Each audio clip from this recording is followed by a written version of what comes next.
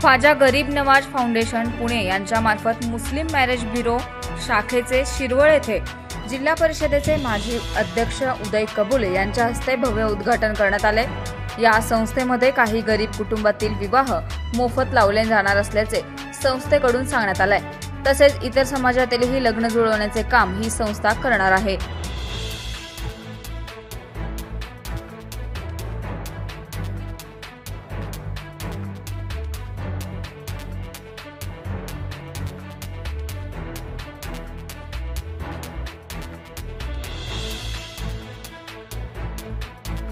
सर्व मान्यवर समोर बसलेले सगळे माझे मित्र दोस्त बुजुर्ग आणि खवातीन सगळ्यांना माझा नमस्कार।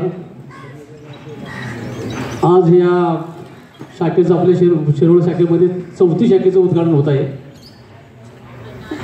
आमचे ख्वाजा गरीब नवाज खिदमत फाउंडेशनचे फार मोठे काम आहे। आज या धावपळीच्या जीवनामध्ये कोणाला टाईम देता येत नाही आणि असे आमचे जे खिदमतचे पुण्याचे शाखेचे जे प्रतिष्ठित लोक आहेत ते वास्तविक पाहता त्यांना भरपूर काम आहेत।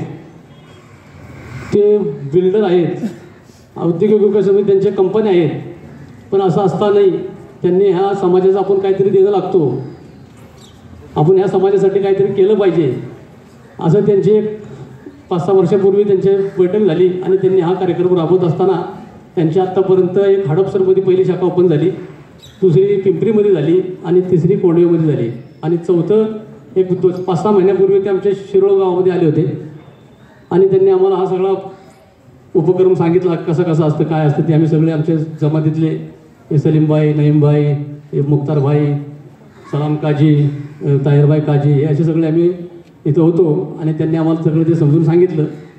तर ते आमच्या डोक्यात त्याचा प्रकाश पडला की खरोखरच आज ह्या खंडाळा तालुका हे आता आपल्या वाई, खंडाळा, महाबळेश्वर, पाचगणी, इकडं तुमचं वेल्हा, नसरापूर, लोणंद असे बरेचसे गावं आहेत की त्यांचा वेळ, त्यांचा पैसा हा खर्च न होता त्यांना आपला शिरवळ त्यांना जवळ पडेल आणि त्यांना आज विचार केला तर प्रत्येकाला आई वडिलांना एक स्वप्न असतं की माझ्या अच्छा काम किया 5 साल बाद मिलो आणि मुलींचं पोट भरून कौतुक आहे। 50% आरक्षण झालं राजकारणात, महिला आल्या, तुम्ही तिघे स्टेजवर आला, आमच्या सगळ्यांच्या पेक्षा तुम्ही उठावदार दिसताय। मोठा आमचा नेमका हात आहे।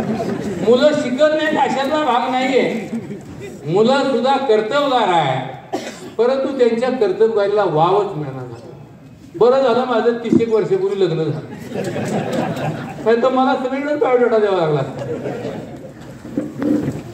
विनोदाचा भाग सोडून द्या, परंतु समाजामध्ये ही अवस्था निर्माण का झाली? मुली मुलांना नापसंत का करताय? मुली शिकलेल्या आहेत आणि प्रत्येक वक्ता राजकारणातलं भाषण करताना महिलांच्यावर अन्याय होतो आहे, त्यांना न्याय दिला पाहिजे। कधी अन्याय होतो? गरीब बरीच नव्हतं, स्वयंपाक करते, पाणी भरते, सगळे करते, पण तो अन्याय होतोय। खरं आहे ते?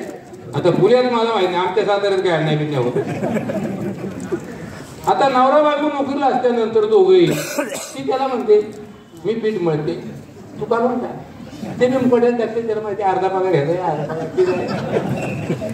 या सगळ्या गोष्टीचा जर बारकाईने अभ्यास केला आणि रफिकभाई खान म्हणजे तुम्हाला दोन्ही पिसवा, म्हणजे उदयला चाललोय, रहमतपूरला चाललोय, पुण्याला चाललोय, मुंबईला चाललोय, मला पाहुण्यांची गाडी घ्यायची आणि 2 दिवस त्यांच्याकडून यायला लागतील। आणि आता काय झालेलं आहे, पाहुणेच मोबाईलमध्ये, त्याच्यामुळं काय झालं की पाहुण्यांना दुसऱ्या सेकंदाला फोन केला की पाहुण्यांना निरोप पोचतोय, जाण्याची गरज भासत नाही। त्याच्यामुळं मग एका मिरीची चौकशी थांबली की मग कुणाला किती मुलं आहेत, कुणाला किती अपत्य आहेत, नातीगोती माणूस बाजूला ठेवायला लागले आणि फक्त कामानिमित्त संवाद साधायला लागले। त्याच्यामुळे ही वेळ आज यायला लागली असं म्हणायला काही हरकत नाही। दुसरा मुद्दा अनुपजींनी सांगितलेला त्या मताशी तर मी 100% सहमत आहे की ज्या क्रांतिज्योती सावित्रीबाई फुलेंनी महिलांसाठी शिक्षणाची मुहूर्तमेढ रोवली, आणि खऱ्या अर्थानं अशिक्षित असणाऱ्या चूल आणि मूल पत्नी बाजूला करून महिलेला शिक्षण देण्याचं काम त्या माऊलींच्या माध्यमातून महान थोर व्यक्तीच्या माध्यमातून झालं. आज ती वेळ आपल्याला आलेली आहे. मी बापूंशी आत्ता बोललो, तुमचे अध्यक्ष बापू मुलांनी बापूंशी, तर ते म्हणले आजची परिस्थिती अशी आली, शिक्षणाचा अभाव कमी पडायला लागलाय, म्हणजे त्याच्यामुळे ही वेळ आली. मुलगा 18-20 वर्ष झालं की कुठं दुकान टाकतोय, व्यवसायात जातोय आणि शिक्षणापासून वंचित राहतोय आणि त्याच्यामुळं हे विवाह ठरण्यासाठी फार मोठ्या अडचणी यायला लागलेल्या आहेत. मी ह्या कार्यक्रमाच्या निमित्ताने नक्की सांगेन की आज 3000 फायली म्हणजे बायोडाटे तुमच्याकडे पोहोचलेले आहेत. मी प्रथमतः तर हे बायोडाटा त्यांनी या ठिकाणी पाहिले, मी मागाशी तर पाहिले, परंतु दस्तगीर बापूबाई मुलांनी संस्थापक अध्यक्ष त्यांनी आवर्जून मी त्यांना विचारलं हे काम चालू कधी केलं, तर कोविडच्या काळामध्ये केलं. म्हणजे मला एक सांगायचं आहे की कोविडचा काळ प्रत्येकाला घरात बसवणारा काळ होता. रफिकबाई, आम्ही घरात बसलेलो नव्हतो, अण्णांनी सांगितलं, मीही सांगणार आहे त्याच्यावर. परंतु बापू वस्तुस्थिती आहे की कोविडचा काळ जो होता तो आम्हाला घरात बसवण्याची वेळ आली, परंतु काही लोकांनी ग्राउंड ह्याच्यावर उतरून समाजासाठी काम करायचं निर्णय घेतला.